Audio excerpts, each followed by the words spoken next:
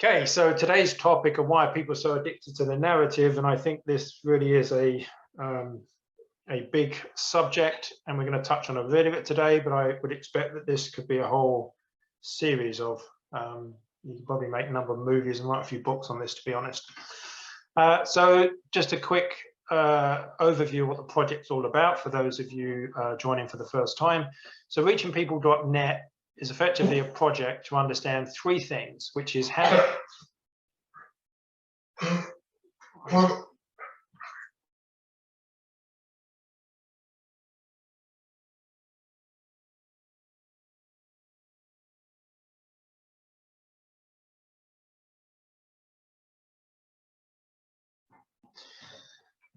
Sorry about that. Something's going on with my dog. I shall go back and start again. Okay, so why are people so addictive to the narrative? So this is obviously a very key subject and a huge subject, which we could write a number of books about, and probably will do a number of presentations over several months. For those of you joining for the first time, what is Reaching People about? It's really three things. It's really understanding how to have good, open and honest conversations and navigate the resistance of people with different views. So really we can start to have good conversations and discuss things and facts and ideas. How to message effectively. So much of the messaging today is falling on deaf ears. So how we can do that so we can really get our messages out to a large number of people, and really how to understand behavior and how we're influenced. What I'm going to start by doing is just a little magic trick. And I have done this once before, but hopefully many of you haven't seen it. But I just want you to pick a card. So everyone pick one card from here, okay? And just hold that card in your mind, and then I'm going to flip your card over. Now, did I do it correctly? Hopefully I guessed the card correctly, and I will show you later on how we did that and effectively open a loop. So the first point is, what is a compulsion loop? It's relatively straightforward in that we feel compelled to do something and we never really feel satisfied. So we find ourselves much like a hamster running around a wheel, as invariably they've done many tests on that. You know, they did this Skinner's box where he's just pressing this button, getting a reward, and you just go round and round. And then what you'll see is that a lot of games are designed this way. So within games, you act, you kill monsters, or Candy Crush or whatever it is, you win some things and you buy stuff and you continually go round. You never really feel satisfied and you just end up playing it for hours and hours and hours. And these things are really interesting because now they've made them their way into real life. So you get all these reward cards and everything else. So you find yourself on this sort of reward compulsion. And it's effectively the structure of an addiction that people will get a high, but it doesn't really meet their needs, and therefore temporary fix, and then they just go round and round this hamster wheel. Now I'm going to touch on this now, because then we're going to see why we're seeing people almost in a loop when it comes to safety. So what we have here is a slide that's really showing that over here on the left is really the core drives that we have as people. One of the core drives is protection, to be safe. So when someone, as Joe blogs is, has a lot of fear about a virus, that will create certain emotions of fear, etc., that will drive Joe to act. And then Joe has been given two options. Well, he's actually only been given one option, but a lot of people had two. Now, if you have two options, then you've kind of got a dilemma, but you've got a decision. What happens if this second option is blocked and removed from most people's awareness? Then in effect, you've only got one option. So Joe's scared, emotions drive him to go through the pathway and to take a novel gene therapy, but he doesn't last for long. And then he's told he needs another one. So then Joe effectively is caught in a compulsion loop every few months, never really feeling safe, and then told, this will last 2 months. And when the 2 months wears out, pretty much like you're updating your iPod, your iPad, your iPhones, or anything else, you'll find yourself going round and round in this loop. And it won't be in most people's awareness. So effectively, that's what a compulsion loop is. So, on this next slide, you're going to look at something that's ludicrous, but effectively, in order to keep Joe moving round and round and round, it needs energy. It needs the forces. So there needs to be a constant stream of fear That's what's really important. If the fear wears off, then Joe won't feel compelled to repurchase the update. So you'll find everything will be, every little thing will be associated to COVID now. Yeah, even to hair loss, which was quite incredible. So then what happens in these loops is that this thing called hedonic adaptation, that after a while you hit baseline and then you need another high, and therefore people will just continuously get caught in these loops. Now, what's really interesting in these compulsion loops, a lot of the time are withdrawal driven. And as we mentioned in the last one, so if you pull away what people have, so for instance, after 2 months, if you pull away the safety, it's going to create a huge drive to get the safety back. Now, lockdowns effectively withdrew everyone's needs. So then there was this huge addiction to get their life back. And then the only way out, that's why that became so compelling. Of course, for those just out for pleasure, this may be enough, but those out for mastery and development will not fall for any of this. So it really is, once you get the basic things in your life and you want a bit more, you'll stop falling for these compulsion loops. Now, this is a really interesting video, which I'm going to play because it's around the masks, and then you start to see some really strange behavior and strange logic in people's minds. So hopefully they... It's so weird, I just like it. Right. I'm just going to turn the volume up a little bit.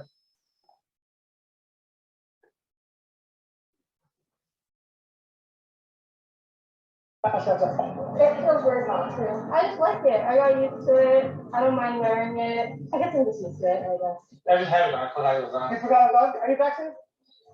Why are you wearing a mask outside? What's your thought process?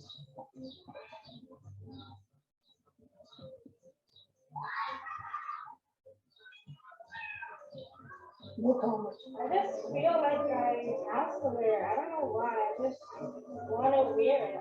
Yeah, I just let my friends wear them so much. If I might as well. I feel like I won't take off my mask until everybody does. Oh, yeah. Yeah, Pressure control one of it, right? I mean, it's just if there's a lot of anxiety to taking the mask off, for the first time. So Because it's been so long. yeah, it's like a social anxiety at this point. It's just mental and stuff. So it's virtually impossible to get coronavirus outside while you're vaccinated. Okay. Does that change your thought process at all? Yeah, not really. I'm just gonna keep wearing it. I personally still wouldn't want to take the risk anyway. I don't know if that's anyone else. I'm just doing it for my. Even if the science said it was like basically impossible, it doesn't matter. Yeah. Extra precaution. Because I want to protect others, and there's still risk no matter what. So the science says it was virtually impossible to get the coronavirus and vaccinated or spread it while you're outside. Okay? Does that change your thought at all? I know that, but it also sets an example, a visual example. That's how I feel sometimes. Because you almost feel like that, like almost a compulsion here because we've been doing it so long. That's exactly right. It's like a pacifier. It's very It has a pacifier. Sure. You want to take it away, you should probably don't take it away. Oh, like virtue signal. Yeah. It's also a bit of a protest. Again, the protest being like, Well, I shouldn't be given the privilege to not wear a mask. Not only have I been double vaccinated, I had COVID. you're triple. I'm triple. So why? So what do you think you're doing? I think because It's virtually impossible to get coronavirus outside while you're vaccinated. yeah. I think it's because I have been so infuriated with people who didn't wear a mask when the whole year. So it's like a display of I still feel. Like my roommate this year was kind of from Singapore before everything changed, and I would just see videos on his Instagram of like going out clubbing and stuff. It was safe over there, and it was kind of like, oh man, like if we had actually handled this well, be able to like do stuff, but I'm just stuck inside. We handle it better. We can be doing X than everybody else. Yeah, exactly. Let's take them off. Come on, take them off. Come on. We don't do this to peer pressure. Jeez. Okay, so you would have noticed a number of times he talked about compulsion, and that's effectively what's going on, the compulsion to do something. And of course, the question, why are people caught in this loop? So they're not ever really feeling safe. So it's an itch they can't scratch.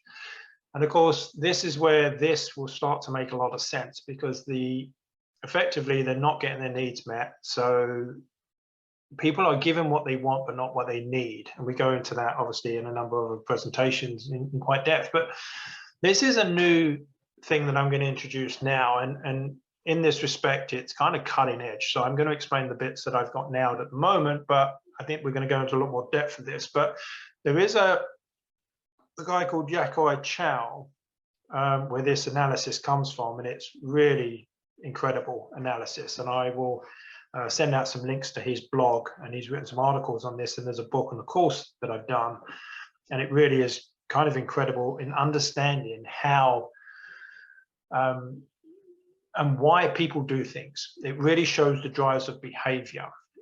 So really with gamification, it really is the application of typical elements of game playing, i.e. point scoring, competition with others, rules to play, etc., to other areas of activity, typically as an online marketing technique to encourage engagement with a product or a service.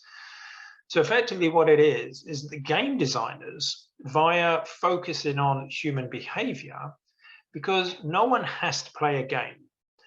So game designers really have to engage people. They have to get their people to do things that they don't have to do. So they really have to understand how to capture people's attention, how to keep them interested, and how to get them to do things. And decades of studying this, they have made some startling discoveries about what really drives us. And as I say, this gentleman, Yakoi Chow, has really summed it up into 8 core drives. And these 8 core drives will effectively be driven themselves by our 5 basic needs that I've discussed on other presentations. So these core drivers are effectively kind of the missing link between needs and wants and the emotions that arise following the needs and wants. And here they are. So at the top, we've got meaning, epic meaning and purpose. And we've got empowerment, social influence, unpredictability, avoidance, scarcity, ownership, and accomplishment. So these 8 things pretty much drive all of our behavior, combined with the needs that we have. Now, the ones at the top are generally positive, and the ones at the bottom aren't so much negative, but they're really avoiding things. So for instance, scarcity, it's a lack of something. So we are driven by not missing out. So really it's a negative frame. So what I'm going to do now is go through a series of slides to look at how Facebook used this to basically make Facebook addictive to its audience, quite intentionally as well. So meaning, and this really is the one that Facebook cannot do.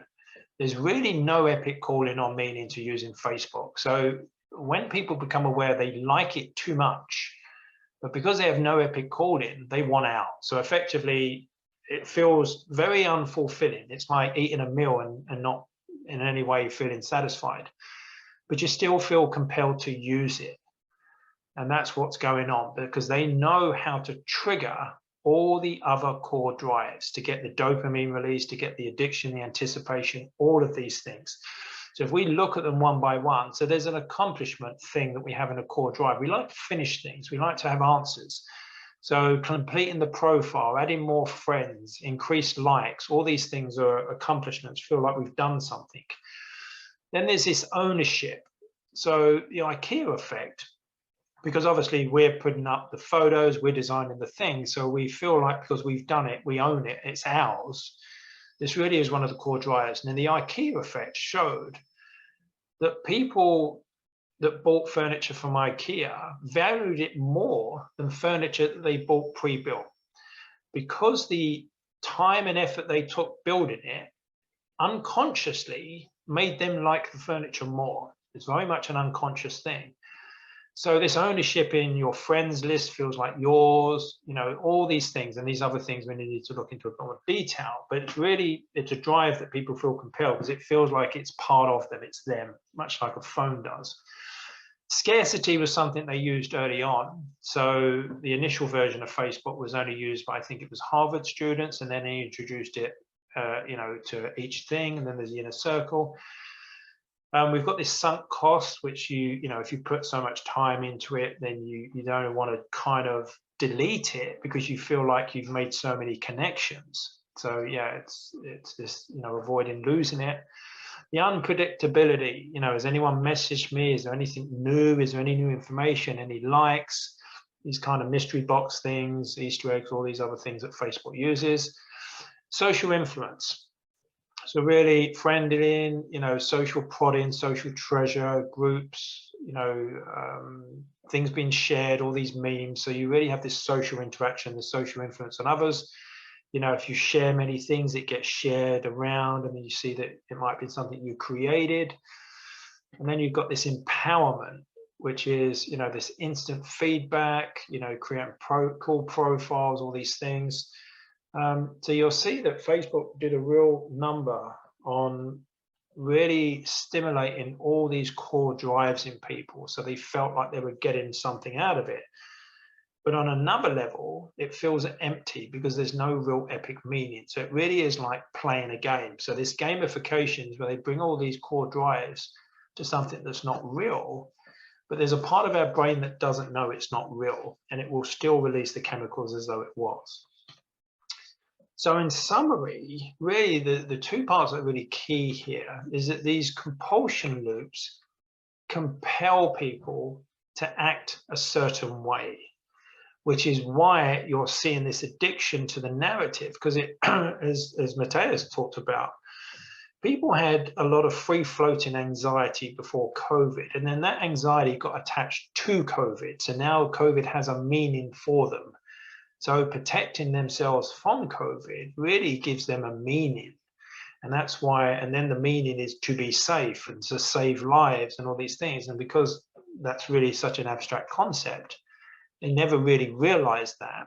They never really get rid of it. So, you know, there's this kind of zero COVID thing is almost the perfect scenario to create compulsion loops, something that cannot be attained, but you spend X amount of effort in trying to obtain it. And then the second bit, really this gamification, is the use of human design focus to create drives to act.